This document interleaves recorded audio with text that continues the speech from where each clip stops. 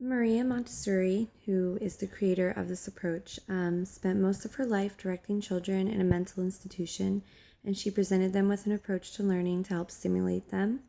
She later was appointed as the director of a nursery for 53 to 6-year-olds in a slum area of Rome that was set up by a housing authority to keep the children off the streets.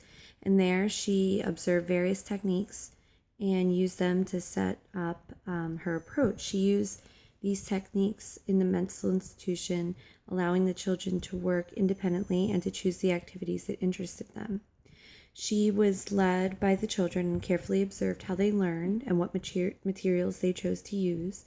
She noticed that as the children worked with the materials, they developed considerable powers of concentration and self-discipline. She developed new materials, and then she discarded any materials that did not appeal to the children.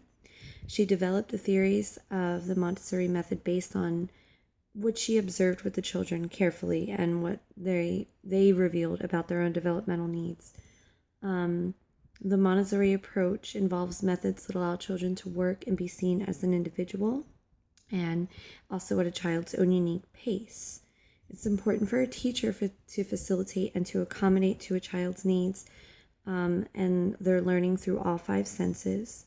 And sensory experiences are also very critical to learning. All lessons are to be taught using objects that involves the senses.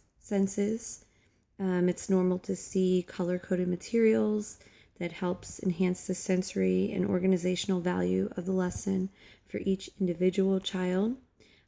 Also, in the Montessori approach, the child learns ways to take care of themselves, tie their own shoes, blow their nose, clean up their toys.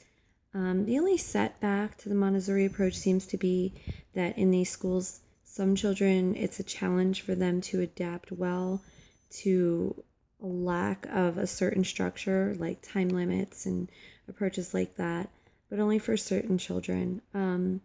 Montessori recognized that children as young as 2 had an interest in written letters, and this is where she talks about the sandpaper letters, the letters that are cut out of sandpaper, and they trace them, and then they talk about the sounds that they make.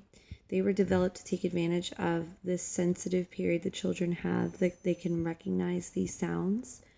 When a child writes, all they need to do is turn those sounds into letters, and then when a child reads, they need to pull the letters apart, turn them into phonetic sounds, and put them back together to make a word.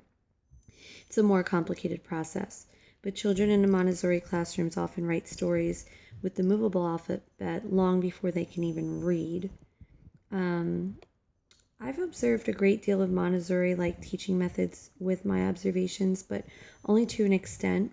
For example, in center time, children are free to choose their own activities.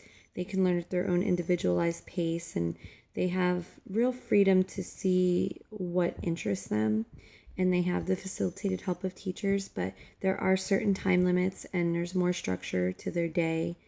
But the basic methodology is seen there, and the students are encouraged to use their senses in all activities, and they really do promote a lot of self-learning in their environment.